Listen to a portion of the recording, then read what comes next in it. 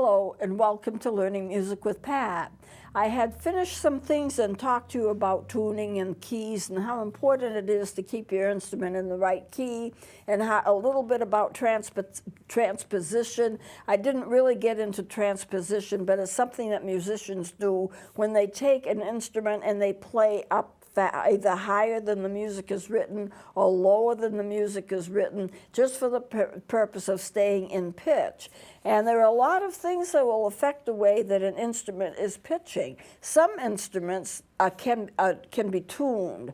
Some instruments cannot be tuned. So I'm going to talk about tuning instruments today, how to do it, and it's really not that hard to do. I had one person say to me once, and I never understood it, but I wrote back to her. She did this on the email. She said, I'm learning how to play the clarinet, and now I need to learn how to tune it.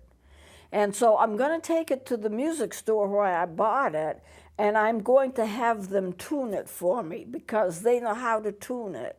And I thought, that's odd. Anyone can tune their own instruments. All they have to know is how to do it. So I wrote her this letter and I explained all of this. This is what you do. If it's too flat, you do this. If it's too sharp, you do that. You don't have to take it anywhere to be tuned. And you've got to remember, so much influences an instrument and how they pitch, that you can have an instrument that's pitched perfectly and 2 hours later it's off pitch and it needs to be retuned. You know, when you go to an orchestra concert, I don't know, at least the old style concerts where they had regular orchestras, and you'd hear them playing all these notes and it wouldn't make a lot of sense. I know when my father used to take me to concerts like Boston Pops, and Boston Symphony Orchestra, you'd hear all of this music being played, and what they were doing is they were tuning up. When I was young, I thought it was a regular song. And I said to my father, what is the name of that song they keep playing before every concert? He says, it's not a song, they're tuning up.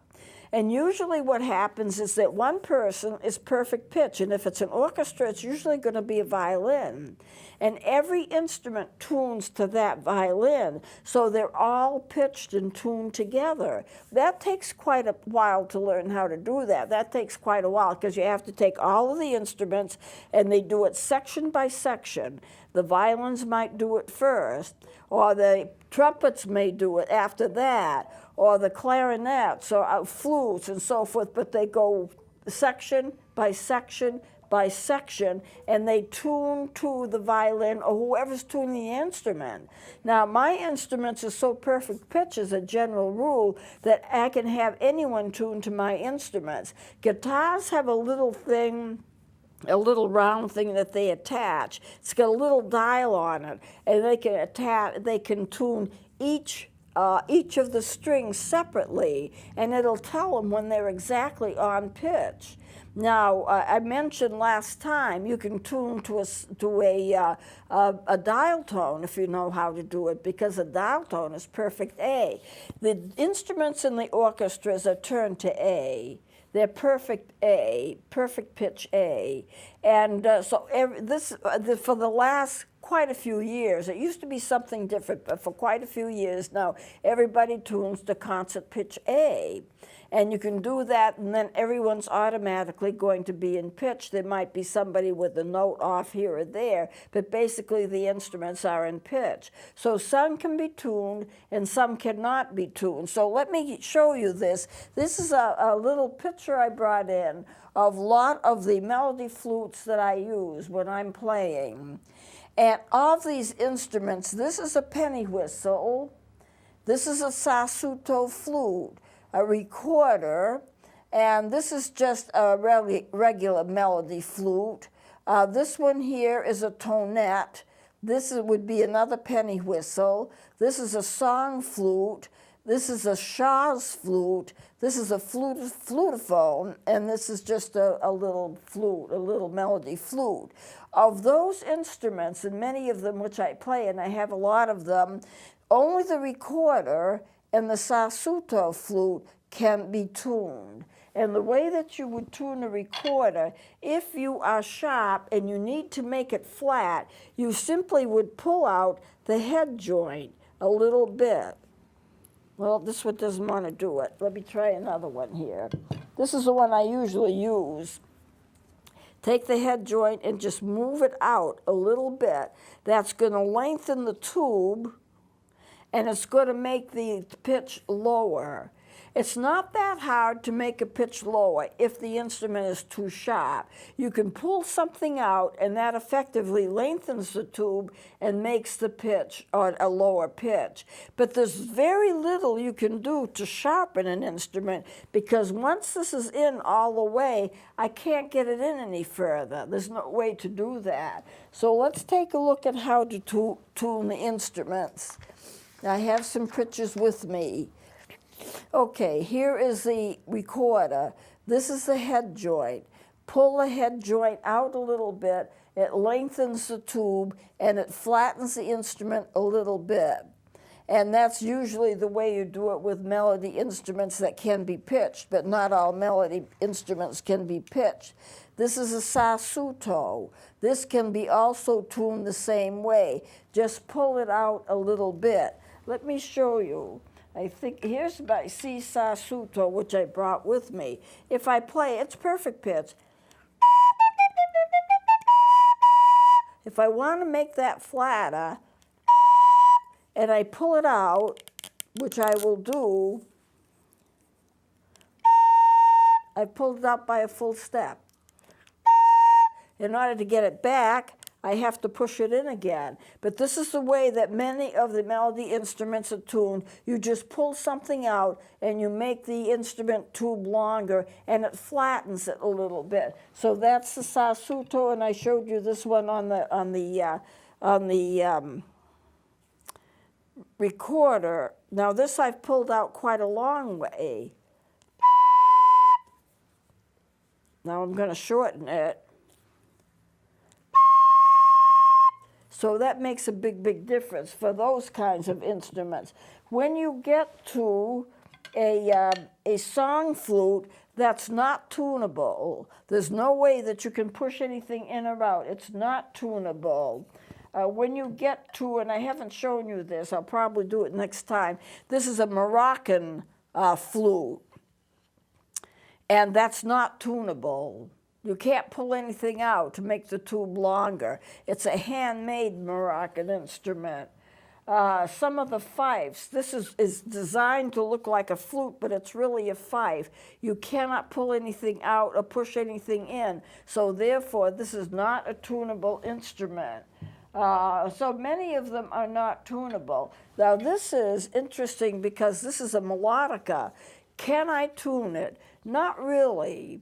There is a little trick. If you play more, put more air in an instrument, it tends to raise the pitch. But of course, at the same time, it makes it louder.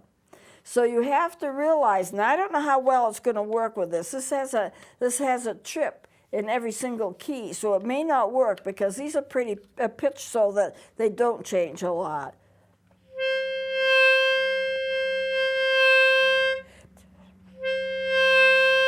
It doesn't make much difference with this one.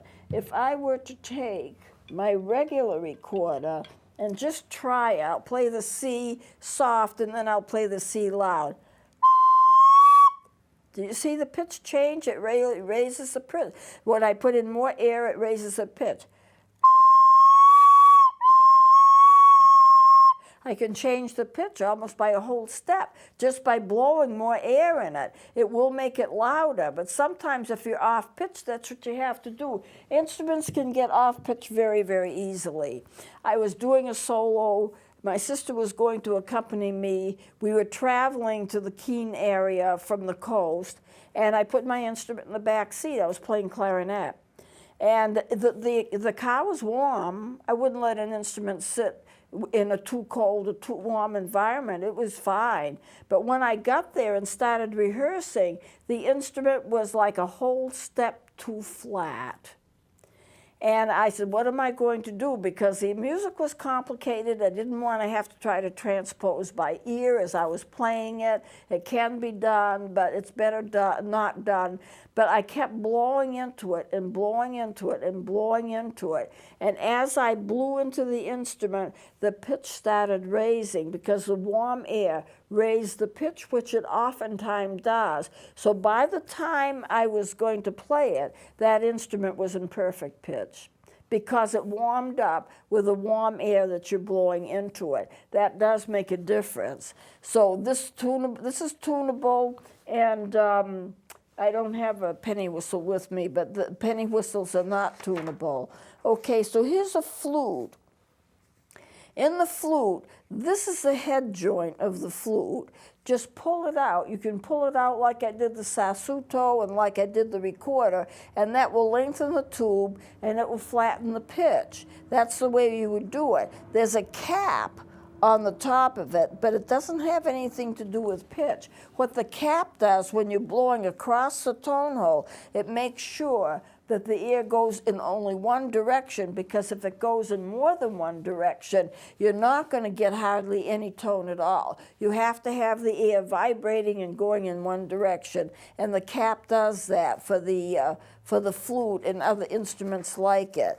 Now, this is my piccolo. And it's the same thing. You see, you have the mouthpiece, and it's built up around the side. Pull it out. This is the head joint. Pull it out, and it will lengthen the tube, and the pitch will decrease. It'll be a little bit lower pitch. Now, here's a saxophone. This happens to be a tenor saxophone. It was drawn, a beautiful drawing of a tenor. How do I know it's a tenor? It's got a crook in the neck piece. This is a neck piece on a saxophone. And on the neck piece, if you have a little crook like that, then you have a tenor sax. As a general rule, I have a very, very rare saxophone that is a C melody tenor. Now, tenors are in the key of B flat, but I have a C melody tenor. They used to be made. They have not been made for years and years and years, and it has a similar crook in it, but it's in the key of C. But that's unusual. What you do to tune, this is the mouthpiece of the instrument. Pull the mouthpiece out. There'll be a piece of cork underneath it, and if you put Vaseline or cork grease on it, that makes it easier to move the mouthpiece, and all you have to do is twist the mouthpiece. Just don't yank it, but twist the mouthpiece a little and get it a little bit out, and that's going to lower the pitch of the instrument. How would you get it sharper? Well, there is a way, and I'll show you what that is in a minute. In fact, I'll show you now. Here's the mouthpiece, and you can see this is the reed. This is the mouthpiece without a reed in it.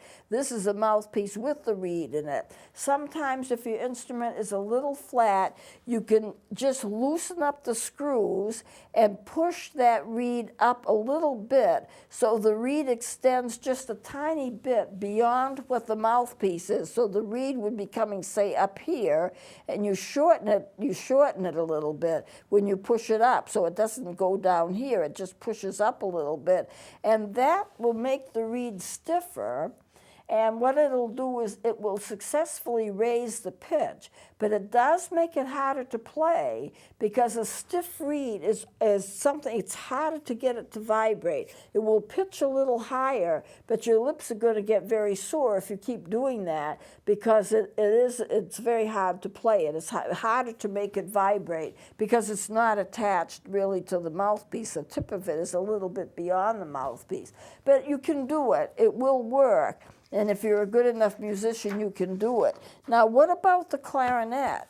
The clarinet has a bell on the bottom, and if you see this piece right here, it's two parts joined together. This is the lower body of the instrument. This is the upper body of the instrument. When you get here, you get a little piece, and it's called a barrel. When you want to tune your instrument and get it down a little so it's not quite as sharp, you can pull the barrel out just a little bit. There's cork underneath where the two join together. Put some cork grease on it, or put some Vaseline on it if you don't have cork grease, and you can just loosen it up a little bit. And when you do that and raise it a little bit, you lengthen the length of the instrument, and the instrument goes down a little bit. You could also do the same thing between the mouthpiece and the barrel. Raise that up, twist the mouthpiece up a little bit so there's a little bit of space here, there's a little bit of space here, and you can tune the instrument that way. It's not a lot of tuning, but it is some tuning. And this I just wanted to show you. This is another B-flat clarinet. The barrel is right there. You don't see it in the alto or the bass clarinet. They're much bigger instruments. They have a bell on them and look a little bit, the shape a little bit like a saxophone, but most people are playing B-flats. Now, when you get to a piano, all of the strings are tuned individually. You don't tune the whole piano, you tune every string individually in the piano. And that takes quite a while to do it, because whoever is tuning it up has to have special training in it. And they have a device, and they can play that device, and that tells them what the tone is supposed to be. And when they get to that tone, they can just tighten the string or loosen the string and get the string to play exactly what it is supposed to be. And they have to have one of those devices that can play every single string. Now, you've got to remember, you're talking a lot of notes here, including the black notes and the white notes, and they all have separate strings, and they all have to be tuned separately. Sometimes you will have a string that will break. A person's playing too hard and a string will break. I went to a concert once where there was a brand new concert grand piano. They are huge. This was like 10, 15 feet long. It took a whole stage. And the string got stuck and it wouldn't stop playing. I don't know what happened to it, but it was a brand new instrument and had just been delivered. The whole concert was in celebration of this brand new concert grand piano that was thousands and thousands and thousands of dollars. And when the concert artist starts to play it, one string rings right out and it won't stop. Usually you put your foot on the pedals, which you don't see, and that closes a damper. It acts like a damper and stops the string from vibrating. So it'll vibrate so long and then it's going to stop anyway. But you may want just to hit it once and stop it from going beyond a certain point. Maybe you want it playing for 1 second or 1 beat or something. So those pedals that you get under the piano act as dampers, and you use those pedals to stop the sound. Well, something was wrong because the string wouldn't stop. Eventually it would stop, but it might be 15 measures into the song before it decides to quit. So they took a person from the audience who was a professor of music and knew the piano, and he was a concert artist himself, and they had him stand by the piano. They raised that area here that usually is closed, it can be open or closed, and he had his hands, and every time that string played, he grabbed and touched it to stop it, trying to act like as a damper for it. Well, it didn't help the music any, because you couldn't, you'd be constantly trying to stop it from playing, because with a piano, 1 finger, 1 note, you might play a note 15 times in 2 measures or something, and he's there trying to stop it from vibrating. I thought it was kind of funny myself, but they had to have a lot of repair on that brand new piano. It's sketchy. Now, this is a picture of my twin sister on the organ. It's a historic Hamel-Tracker pipe organ. 600 to 900 pipes, all of them working, every single one of them working. Most of them you don't even see. There are pipes, and there are pipes behind pipes, and there are pipes behind pipes. This is a very, very historic organ. Every single pipe has got to be tuned individually. And there is a reed-like arrangement in every single pipe. When you get reeds in every single pipe, they all have to be tuned. They have to be tuned individually. And on the floor below, there's something called the chest room. The chest room is where all the equipment and some of the pipes are in the chest room. And you have to practically crawl into a pipe sometimes if it's a large pipe, because you get many, many tiny ones, but you can get huge pipes. And you have to individually tune every single pipe, And it's quite a procedure. I mean, it can take a few hours to tune an organ. And sometimes an organ will be tuned a little bit sharp for the same reason that an orchestra will tune a little bit sharp. And that means that the piano, if you have a piano and playing with an organ, the piano has to be tuned a little bit sharp. I think in one of the organs I'm familiar with, that the organ was built and a mistake was made, and it's a little on the sharp side. So every time they get a piano, they have to reset the piano so it'll play to match what the organ is doing, because you can't have the organ playing in one key and the piano flat by a half a step or so. It makes it harder on the strings when you sharpen an instrument like a piano. It makes it harder on the strings. There's more tension. The higher the pitch, and the higher you want the pitch to go, if you want to set it that way, the more tension there is on the strings.